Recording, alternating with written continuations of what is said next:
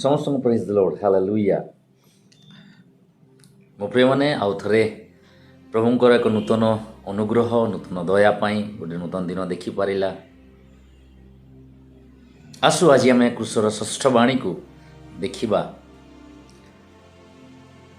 ମୁଁ ଆପଣମାନଙ୍କୁ ଜଣାଇ ଦେବା ପାଇଁ ଚାହେଁ କୃଷର ପ୍ରଥମ ବାଣୀଠୁ ପଞ୍ଚମ ବାଣୀ ପର୍ଯ୍ୟନ୍ତ ସୁରେନ୍ ଇନ୍ ଜିଜସ୍ ୟୁଟ୍ୟୁବ୍ ଚ୍ୟାନେଲରେ ମୁଁ ଅପଲୋଡ଼ କରିଛି ଆପଣମାନଙ୍କ ପାଇଁ। ଆପଣ ତାକୁ ଯାଇ ଦେଖନ୍ତୁ।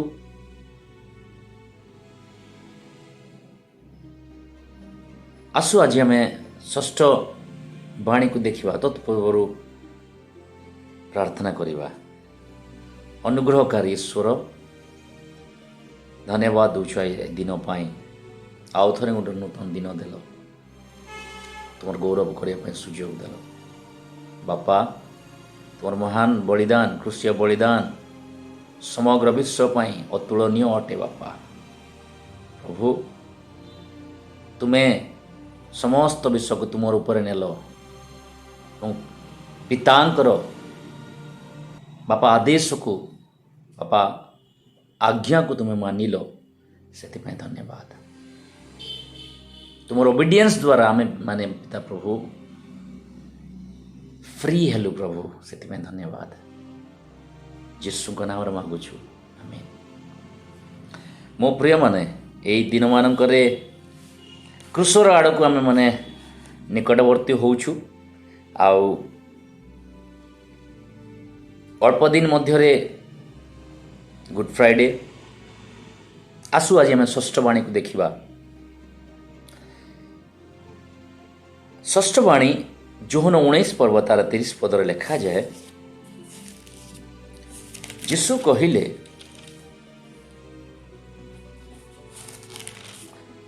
ହାଲେଲୁୟା। ସେଥିରେ ଯୀଶୁ ସେହି ଅମ୍ଳରସ ପାନ କରି କହିଲେ, ସମାପ୍ତ ହେଲା, ଇଟ୍ ଇଜ୍ ଫିନିଶ୍ଡ, ଖତମ ହୁଆ। ମୋ ପ୍ରିୟମାନେ, ଆଦମକୁ ପ୍ରଭୁ ଯେବେ ନିର୍ମାଣ କଲେ, ପ୍ରଭୁ ନିର୍ମାଣ କରି ପରମେଶ୍ୱର ଆଦମକୁ କିଛି ଡ୍ୟୁଟି, କିଛି ରେସ୍ପନ୍ସିବିଲିଟି ଦେଇଥିଲେ। ଗୋଟେ ଗୁରୁତ୍ୱପୂର୍ଣ୍ଣ କାର୍ଯ୍ୟର ଭାର ତାକୁ ସମର୍ପଣ କରାଯାଇଥିଲା। ଯେତେବେଳେ ଆଦି ପୁସ୍ତକ 2 ପର୍ବ 15 ପଦ ଆମେ ପଢ଼ୁ, ସେଠି ଲେଖାଯାଏ,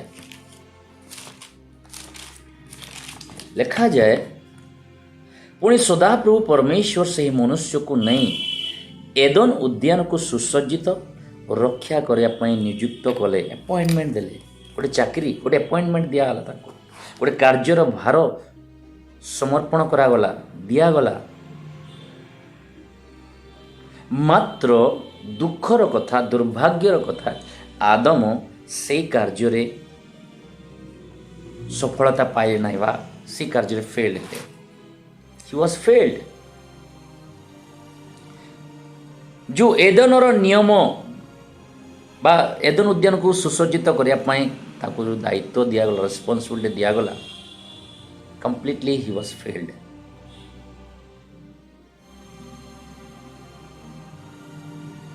ଅନେକ ସମୟରେ ଆମମାନଙ୍କୁ ଈଶ୍ୱରଙ୍କ ଦ୍ୱାରା ନିର୍ଦ୍ଦେଶ ଆସିଥାଏ, ମାତ୍ର କେତେ ଦୂର ତାକୁ ଆମେ ଆରମ୍ଭ କରିଥାଉ କିପରି ଏବଂ ଶେଷ କରିଥାଉ କିପରି। ଆଦମଙ୍କ ପରେ ଯେତେ ଯେତେ ମନୁଷ୍ୟମାନେ ଆସିଛନ୍ତି ପୃଥିବୀ ପୃଷ୍ଠରେ, ବାଇବେଲ ଯାହା ଉକ୍ତି ପ୍ରମାଣେ ଅନେକ ଆରମ୍ଭ କରିଛନ୍ତି ସତ, ମାତ୍ର ଠିକ୍ ଭାବରେ ସମ୍ପୂର୍ଣ୍ଣ କରିପାରିନାହାନ୍ତି ଏବଂ ଏହି ପୃଥିବୀ ସେମାନେ ତ୍ୟାଗ କରିଛନ୍ତି। ସମସ୍ତଙ୍କ ଜୀବନରେ କିଛି ନା କିଛି ଅଭାବ ପରିଲକ୍ଷିତ ହେଇଛି। ମୋ ପ୍ରିୟମାନେ, ବହୁତ ସୁନ୍ଦର ଆରମ୍ଭ କରିଛନ୍ତି, ମାତ୍ର ତାକୁ କମ୍ପ୍ଲିଟ୍ ବା ସମାପ୍ତ କରିପାରିନାହାନ୍ତି। ଉପଦେଶକ ମଧ୍ୟ ସେଥିପାଇଁ କହନ୍ତି, କାର୍ଯ୍ୟର ଆରମ୍ଭ ଅପେକ୍ଷା କାର୍ଯ୍ୟର ସମାପ୍ତି ଭଲ। ସମସ୍ତଙ୍କର ଜୀବନରେ ଉଣା ଅଧିକ ଦୁର୍ବଳତା ଅଛି, କିନ୍ତୁ ଦୁର୍ବଳତା ଅଛି ବୋଲି ମୋ ପ୍ରିୟମାନେ ଆମେ ଅନେକ ସମୟରେ ଆମେ ଏକ୍ସକ୍ୟୁଜ୍, ଜେନ୍ୟୁଇନ୍ ଏକ୍ସକ୍ୟୁଜ୍ ମଧ୍ୟ କରିଥାଉ ଯାହାକି ଉଚିତ ନୁହେଁ। ଏଇ କାମ ପାଇଁ ଏଥିପାଇଁ ମୁଁ କରିପାରିଲି ନାହିଁ, ଏଇ କାମ ଏଥିପାଇଁ ହେଇପାରିଲା ନାହିଁ। କାହିଁକି ନା ଯଦି ଆମେ ରୋମିଓ ପୁସ୍ତକ ଯଦି ପଢ଼ୁଛୁ, ରୋମିଓ ତାର 14 ପର୍ବ 12 ପଦ, ଆମେ କାହିଁକି ଏକ୍ସକ୍ୟୁଜ୍ କରିବା ନାହିଁ ମୋ ପ୍ରିୟମାନେ, କାହିଁକି ବାହାନା କରିବା ନାହିଁ? ରୋମିଓ 14 ପର୍ବ 12 ପଦରେ ଲେଖାଯାଏ, ଅତଏବ ଆମ୍ଭମାନଙ୍କର ପ୍ରତ୍ୟେକ ଜଣକୁ ଈଶ୍ୱରଙ୍କ ଛାମୁରେ ନିଜ ନିଜର ହିସାବ ଦେବାକୁ ହେବ। ପ୍ରଭୁ ଯେଉଁ କାର୍ଯ୍ୟଭାର ଆମକୁ ସମର୍ପଣ କରନ୍ତି, we have to be accountable for that। ଦିନ ଆସିବ, ସେଥିପାଇଁ ଜେନୁଇନ୍ ଏକ୍ସକ୍ୟୁଜେସ୍ ପ୍ରାର୍ଥନା କରିବା ପାଇଁ ହଉ, ବାକ୍ୟ ପଢ଼ିବା ପାଇଁ ହଉ, ସୁସମାଚାର ପ୍ରଚାର କରିବା ପାଇଁ ହଉ, ଇଭାଞ୍ଜେଲିଜମ୍ କରିବା ପାଇଁ ହଉ, ଯେକୌଣସି ବିଷୟରେ ହଉ ନା କାହିଁକି,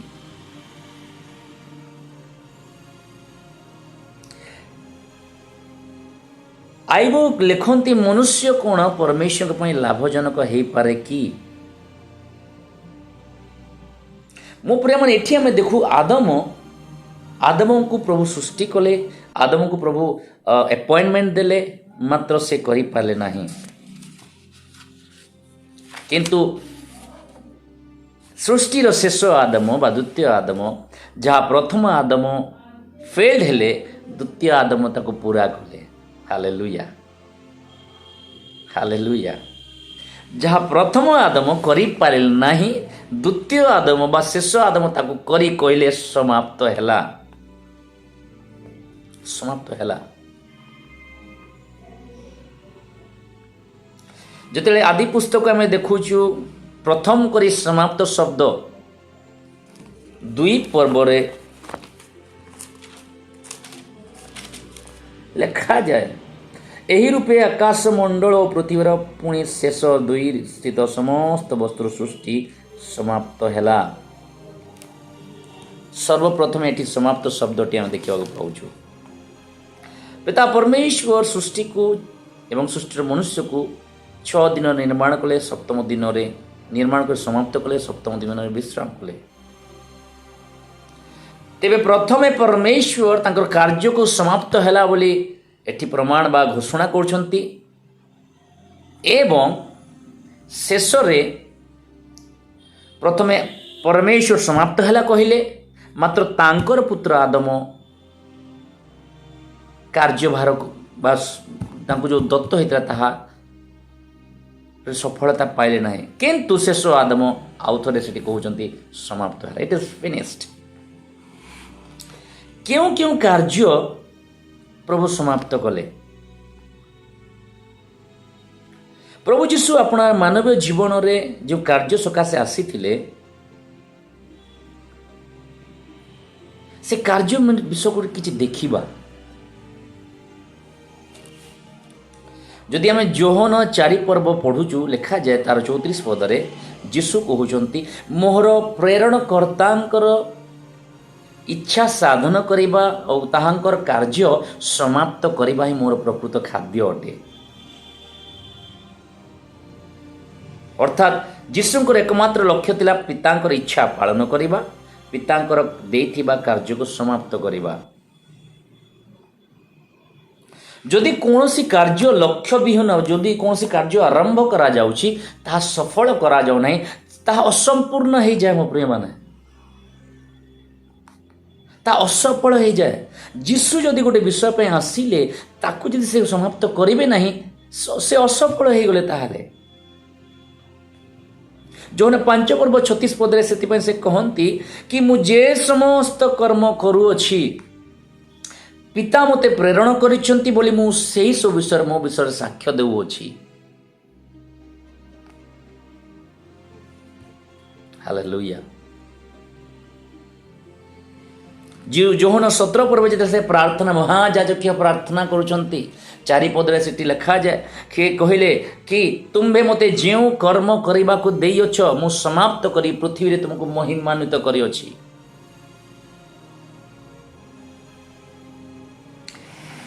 ଏହାର ଅର୍ଥ ଆମେ ଦେଖୁ, ଯୀଶୁଙ୍କୁ ଦିଆଯାଇଥିବା ଟାସ୍କ, ଯୀଶୁଙ୍କ ଉପରେ ନ୍ୟସ୍ତ ଥିବା କାର୍ଯ୍ୟଭାର ପ୍ରତି ସେ କେତେ ସମର୍ପିତ ଥିଲେ। आमे केवल अनेक समय मुखरे प्रभु को महिमान्वित करू। Hallelujah, praise the Lord, hallelujah, praise the Lord को उत्तम। मात्र प्रभु तांकर कार्य मध्य प्रभु को गौरव दौरान। यीशु तांकर कार्य मध्य प्रभु को गौरव दौरान। आज मोर एवं आपण कार्य किपरि मो प्रिय माने, मंडली भितरे गोटे, मंडली बाहर गोटे। आमे केवल कथारे जदि प्रभु को गौरव दौच मात्र आम कार्य गौरव दौना ता युक्तियुक्त नुहे। यीशु को लाइफस्टाइल को देखंतु, आमे यीशु को लाइफस्टाइल को फॉलो करिबा। से कहउचंती कि तुमे मते जो काम देइथिलो से काम जो कर्म देइछ ता समाप्त करी पृथ्वी रे तुमको महिमान्वित करी अछि।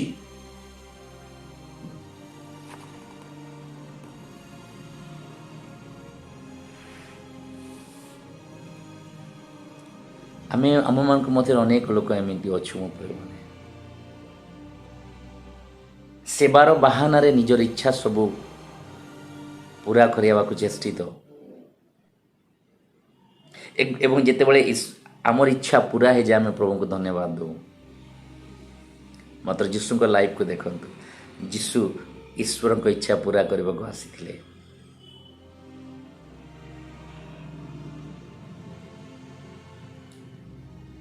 यीशु को लाइफस्टाइल को फॉलो करिवार अछि, को मनुष्य लाइफस्टाइल को नुहे। प्रभु यीशु सबु बेले पितांकर इच्छा को गुरुत्व देइछंती। तांको ठारू मते एवं आपन को शिखिबा कथा।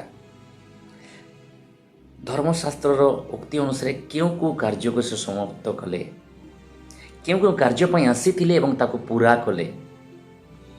काहेकि ना जदि आमे कार्य को आरंभ करूछु शेष करूना, बहुत लोक आज आम अच्छु उत्तम भाव में आम दौड़ू, उत्तम भाव में आम आरंभ कर यीशु आमर आत्मिक जीवन मात्र किछि समय पर आम साइलेंट हो जाऊ, स्थगित हो जाऊ, थंडा पड़ जाऊ। आम आरंभ कर तो से गालात्य पुस्तक 3 पर्व मध्य लिखा जाए। गालात्य मंडली को प्रभु कहते कि तुम किपरि निर्बोध हेलो, किए तुमको विमोहित कला। तुम्हें आत्मा रे आरंभ कर कौन शरीर रे सिद्ध होगा चाहूच। आज अनेक अवस्था सेमिति आरंभ करथिले बहुत उद्योगर सहित, प्रार्थना सहित, उपवास सहित। आज मंडली मध्य उपवास गायब हो जाइए, छुट्टी हो जाइए उपवास। आज केते जन उपवास को गुरुत्व दौना, आवश्यक नहीं कहते।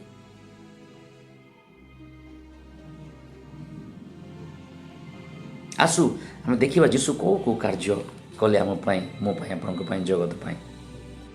एब्री पुस्तक 2 पर्व 14 पद। Holi spirit, hallelujah.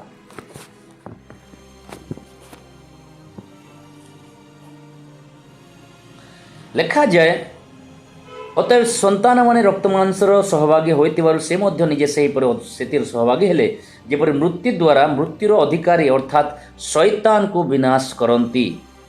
सर्पर मस्तक को चूर्ण करागला, शैतान रो मस्तक को चूर्ण करागला। मो प्रिय माने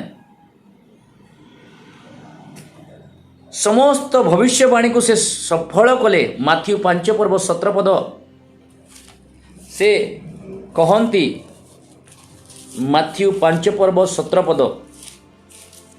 मुझे धर्मशास्त्र पढ़ुची, आपण माने मध्य ताकू पढ़ी पारिबे। मुझे व्यवस्था की भाववादी मानक धर्मशास्त्र लोप करने को आसी ताहा नुहे। मु लोप करने को आसी नहीं, बरं सफल करने को आसी अछि। यीशु समाप्त हेबार कहवा उद्देश्य से सबू भविष्यवाणी को सफल कले। व्यवस्थार 613 गोटी नियम को से पूरा कले निज शरीर जीवरे, निजर मानवीय जीवन रे, क्रूस उपरे। रोमियो 8 पर्व 3 पद।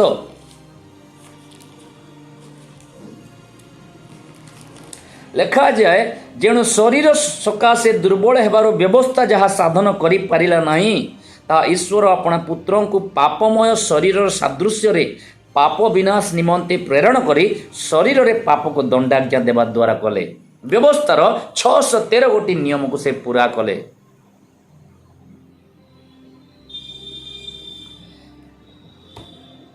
ଲେବୀୟ ପୁସ୍ତକ ଲେଖାଯାଏ 5 ଗୋଟି ବଳିଦାନ ବିଷୟରେ ବ୍ୟବସ୍ଥାରେ ଜିହୁଦୀ ବ୍ୟବସ୍ଥା ଏବଂ ସେ 5 ଗୋଟି ବ୍ୟବସ୍ଥାକୁ ମଧ୍ୟ ସେ କ୍ରୁଶ ଉପରେ ପୁରା କରୁଛନ୍ତି।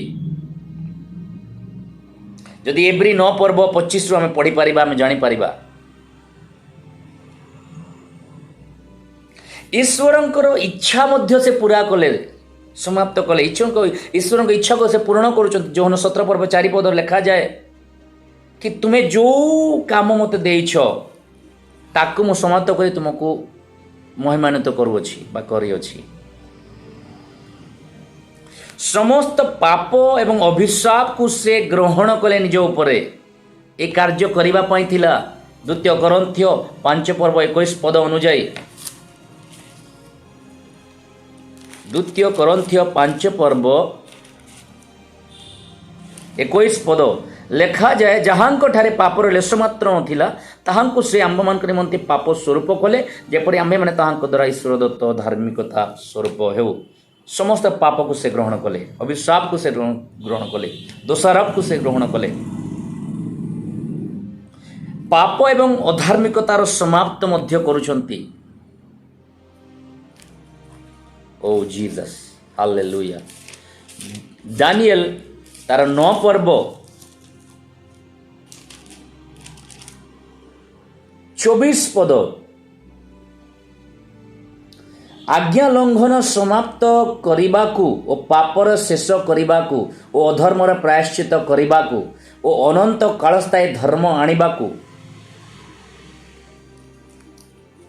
ସେ ସମସ୍ତ ଅଧାର୍ମିକତା, ଆଜ୍ଞା ଲଙ୍ଘନ, ପାପର ପ୍ରାୟଶ୍ଚିତ, ଅଧର୍ମର ପ୍ରାୟଶ୍ଚିତ ସେ ସବୁ ପୁରା କଲେ। ମୋ ପ୍ରିୟମାନେ ସବୁ ସମାପ୍ତ କଲେ। ସମସ୍ତ ବ୍ୟଥା ଯାତନା ରୋଗକୁ ସେ ଗ୍ରହଣ କଲେ। এই କାର୍ଯ୍ୟକୁ ସେ ପୁରା କଲେ। ଯିଶାୟା 53 ପର୍ବରେ ସମ୍ପୂର୍ଣ୍ଣ ରୂପେ ବିଦୀର୍ଣ୍ଣ ହେଲେ। କ୍ରୁଶ ଉପରେ ଆପଣା ରକ୍ତ ଏବଂ ଜଳ ସବୁ ଢାଳି ଦେଲେ। ଯୋହନ 19 ପର୍ବ 34 ପଦ ଅନୁଯାୟୀ ଏବଂ ସର୍ବଶ୍ରେଷ୍ଠ ବଳିଦାନ ଏବ୍ରି ପୁସ୍ତକ 7 ପର୍ବରେ ଲେଖାଯାଏ, ସର୍ବଶ୍ରେଷ୍ଠ ବଳିଦାନ ତାର 27 ଲେଖାଯାଏ, ସେହି ମହାଯାଜକଙ୍କ ସଦୃଶ ପ୍ରତିଦିନ ପ୍ରଥମରେ ଆପଣାର ପାପ ପାଇଁ ଓ ପରେ ଲୋକମାନଙ୍କ ପାପ ପାଇଁ ବଳି ଉତ୍ସର୍ଗ କରିବା ଯେ ତାହାଙ୍କର ଆବଶ୍ୟକ ନୁହେଁ, କାରଣ ଆପଣାକୁ ଉତ୍ସର୍ଗ କରିବା ଦ୍ୱାରା ସେ ଏକାଥରକେ ଏହା କରିଅଛନ୍ତି। ହାଲେଲୁୟା। ଯେଉଁ ବ୍ୟବସ୍ଥା ଦୁର୍ବଳତା ବିଶିଷ୍ଟ ମନୁଷ୍ୟକୁ ମହାଯାଜକ ପଦରେ ନିଯୁକ୍ତ କରେ, କିନ୍ତୁ ଯେଉଁ ଶପଥ ବାକ୍ୟ ବ୍ୟବସ୍ଥା ପରେ ହୋଇଥିଲା ତାହା ଅନନ୍ତ କାଳ ପର୍ଯ୍ୟନ୍ତ ସିଦ୍ଧିପ୍ରାପ୍ତ ପୁତ୍ରଙ୍କୁ ନିଯୁକ୍ତ କରେ।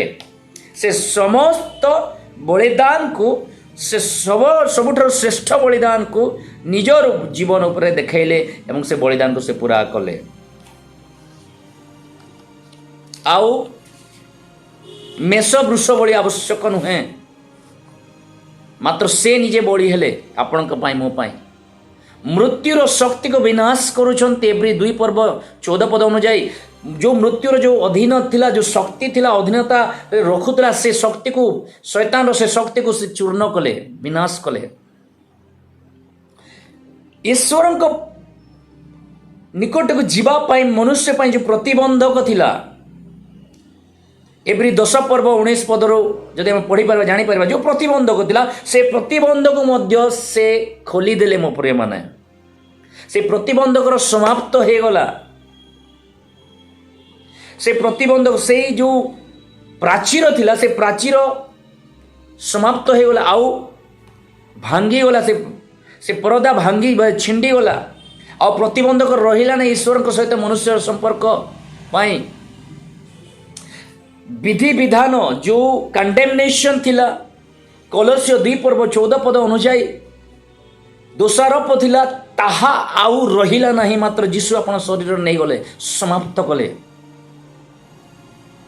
ଶୈତାନର ଆଧିପତ୍ୟକୁ, ତାର ସାମ୍ରାଜ୍ୟକୁ କଲୋସ୍ୟ 2 ପର୍ବ ପବିତ୍ର ଆତ୍ମା ଲେଖନ୍ତି, କଲୋସ୍ୟ 2 ପର୍ବ ତାର 15 ପଦ, ସମସ୍ତ ଆଧିପତ୍ୟ ଏବଂ କର୍ତ୍ତାପଣର ଅସ୍ତ୍ରଶସ୍ତ୍ର ଛଡ଼ାଇ ପ୍ରକାଶରେ ସେମାନଙ୍କର ପ୍ରଦର୍ଶନ ପୂର୍ବକ କ୍ରୁଶରେ ବିଜୟ ଯାତ୍ରା କରିଅଛନ୍ତି। ଶୈତାନର ସବୁ ହତିଆର, ସବୁ ଅସ୍ତ୍ରଶସ୍ତ୍ର, ଅଧାର୍ମିକତାର ଅସ୍ତ୍ରଶସ୍ତ୍ର, ଅନ୍ଧକାର ଅସ୍ତ୍ରଶସ୍ତ୍ରକୁ ସେ ଛଡ଼ାଇ ନେଲେ କ୍ରୁଶ ଉପରେ। समाप्त करदेले। हालेलुया। तेणुकर साधु पाइल जीवन पाई निज जीवन पाई से लिखती द्वितीय तिमोथी 4:7 कौन लिखती मु उत्तम युद्ध रे प्राणपण करिअछि मु निरूपित पथर शेष पर्यंत दौड़ी अछि मु विश्वास रक्षा करिअछि अर्थात मु मोर कार्यभार को समाप्त करिअछि। जड़े प्रभु सेवक प्रभु जिते दायित्व दियंती से कार्यभार को से किपरि भाव समाप्त करुछंती आमे जीशुंक ठारू शिखिबार अछि मोते शिखिबार अछि आपन को शिखिबार अछि कौनसी मनुष्य को फॉलो कले आमे शिखि पारिबा नै। मो प्रिय माने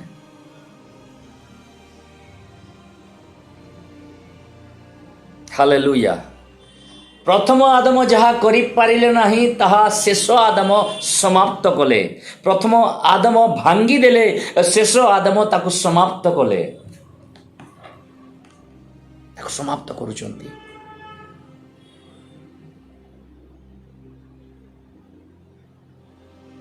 मो प्रिय माने आसु प्रभुंकर बा क्रूसर ए सेवक भाव रे जिते प्रभु हमको सेवा देई अछंती आम मान को दायित्व देई अछंती आम मान को किछि टास्क दिया जाइछि आमे ताकू प्रभु को आड़ को देखी जीशु को आड़ को देखी क्रूस आड़ को देखी समाप्त करने पछरे धावमान हवा दौड़ीबा।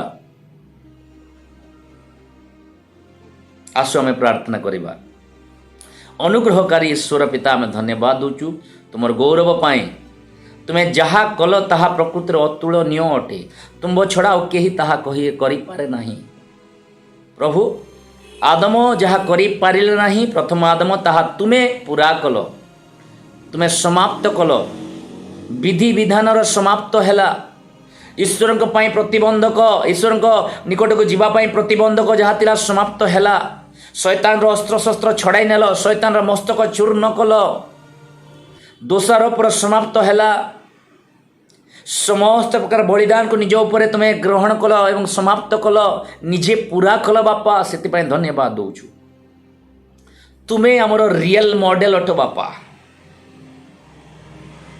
प्रभु अनुग्रहकारी ईश्वर जेते जन वीडियो को देखिले जेते जन ए वीडियो को बापा सुनिले परमेश्वर सेवान को जीवन रे बापा तुम्हें तुम प्रेम को आहुरी जलाओ बापा तुम्हें दया करो। धन्यवाद दूची प्रार्थना शुणिल बोली यीशु नाम मांगुछु आमेन आमेन। धन्यवाद मो प्रिय मने प्रभु आशीर्वाद करंतु प्रभुंकर प्रेम रे आहुरी बढ़ंतु।